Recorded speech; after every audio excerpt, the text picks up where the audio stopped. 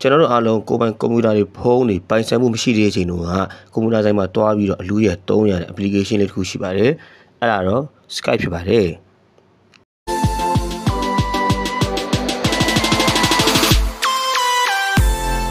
နိုင်ငံခြားမှာကြောင်းတက်နေတဲ့တာသမီရှိရဖြစ်ဒါမှနိုင်ငံခြားမှာကြောင်းတက်နေတဲ့အမျိုးတွေရှိတယ်ဒါမှမဟုတ်ရှင်နိုင်ငံခြားမှာလှုပ်နေတဲ့အမျိုးတွေဒါမှမဟုတ်ရှင်တမောတက်နေတဲ့အမျိုးသားတွေအမျိုးတွေရှိတဲ့အိမ်တွေကဆိုလို့ရှိရင်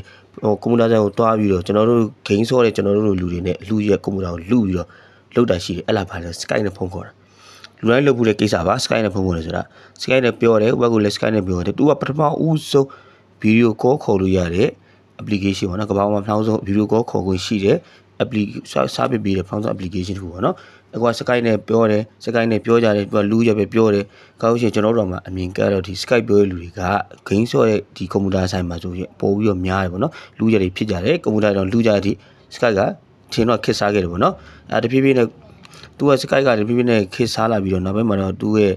လူတွေရဲ့ကိုယ်ပိုင်ဖုန်းတွေကွန်ပျူတာရှိတဲ့နောက်ပိုင်းမှာတော့ဒါတွေကိုတိတ်ပြီးမလုပ်ကြတော့ဘူးနောက်ထပ် application တွေပေါ်လာပေါ့နော် Messenger တို့ဘာလို့လို့ application တွေကိုပေါ်လာခါမှလဲဒါတွေကိုသူက Skype တွေကိုကွန်ပျူတာကျွန်တော်အသုံးမပြုကြတော့ဘူးဒါနဲ့ပဲတကယ်တမ်းတော့လည်းဟုတ်ပါတယ် Skype ကတောက်မှုတွေဖြည်းဖြည်းတစ်ဖက်မှာလည်း Skype ကတောက်မှုတွေဖြည်းဖြည်းရောကြလာတယ်သူကဒီဗီဒီယိုကိုခေါ်ဖို့ချက်ဖို့တော့ပဲပေးထားခြင်းဒီ Facebook ကတခြားလည်းလုပ်လို့ရစီမှာတော့ဒီသူတို့တခြား social media ပေါ်ရှင်မှာဒီ Skype ကဖြည်းဖြည်းနဲ့အသုံးပြုတွေရောကြလာတယ်ကဲ Skype ကြောင့်လည်းပြောပြခြင်းပါနော် Skype ကတကယ်တော့အချိန်တော့ကမ္ဘာမှာအကောင်းဆုံးလူတော့အများဆုံးကွန်ပျူတာ website တစ်ခုပါဒီ website တစ်ခုဖြစ်တယ်ပေါ့နော်သူစီမှာဟိုပါလေပေါ့နော်လူတွေအများကြီးဗီဒီယိုကောခေါ်တယ်ချက်ကြတယ်ဒီမျိုးစားပြီးတွေသူကပေးရချင်မှာအကုန်လုံးတော့မျိုးလောက်ကြပါတော့ခေါင်းပြောလို့နိုင်ငံခြားကနေပြီးတော့အမျိုးရှိလူတွေဒါမှမဟုတ်တစ်ကမ္ဘာလုံးဝချိတ်ဆက်ဖို့အတွက်သူတို့ဒါမျိုးတွေကိုအသုံးပြုကြတယ်ဒါပေမဲ့တစ်ခါမှာတော့သူတဖြည်းဖြည်းနဲ့ပေါ့နော်တူတွေကြာဆင်းလာတယ်သူ့ရဲ့ကုမ္ပဏီကို2003ခုနှစ်မှာနီးမညာဂူရူဖြစ်တဲ့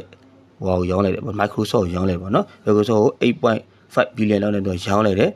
သူအဲ့လိုရောင်းလိုက်တဲ့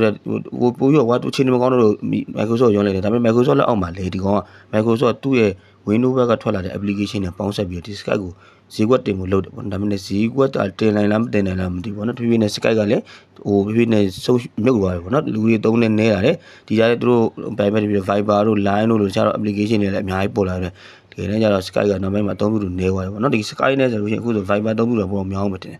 တယ်ဖြည်းဖြည်းလာတယ်နောက်ပိုင်းမှာတော့ Skype ကတဖြည်းဖြည်းနဲ့မြုပ်လာပြီးတော့ဒီ2025မေ9ရက်နေ့မှာ Skype ကိုတရားဝင်ရန်နာတော့မှာဖြစ်ပါတယ်။ Skype တရားဝင်ရန်နာမှာဖြစ်ပါတယ်ဒီ Skype ဆိုတဲ့ application ကိုလုံးဝကျွန်တော်တွေ့ရမှာမဟုတ်တော့ပါဘူး။အရင်တော့ဖုန်းခေါ်ဝေးလို့ဆိုလွမ်းနေတော့မှာနော် Skype နဲ့ဖုန်းခေါ်ဝေးရတာဗာညာတော့ပြောလို့ရတော့ပါပြီအခုဆို Skype ဆိုတာကဘာမှမရှိတော့ပါဘူးမေလ9ရက်နေ့ကိုကြော် TVO နေနေချိန်မှာအခုချိန်မှာမေလ15ရက်လောက်ဖြစ်နေဆိုတော့ Okay ဒီ Skype ကိုရေတော့ကျွန်တော်အချစ်ဦးနဲ့လမ်းခွဲလိုက်တဲ့လူတွေလိုပဲဒါပေါ့နော်ဒီ Skype ကကျွန်တော်ရဲ့အခြေဦးလေး Skype ကအခုဆိုတော့ရန်နာပါဖြစ်ပါတယ်ဟုတ်ပါကျွန်တော်ဒီနေ့ဗီဒီယိုမှာတော့ရန်နာဝါတဲ့ Skype ကြောင့်လေးကိုတင်ဆက်ပေးခဲ့ပါတယ်โอเคပါကျွန်တော်ဗီဒီယိုကိုဒီမှာစံနာချင်ပါတယ်နောက်ထပ်ဗီဒီယိုမှာလည်းပုံမကောက်မှန်တာတင်ဆက်ပေးမှာမို့ကျွန်တော် channel လေးကိုလည်း subscribe လုပ်ပြီးဖို့မမေ့ပါနဲ့ဗျအားလုံးကျေးဇူးတင်ပါတယ်ဗျ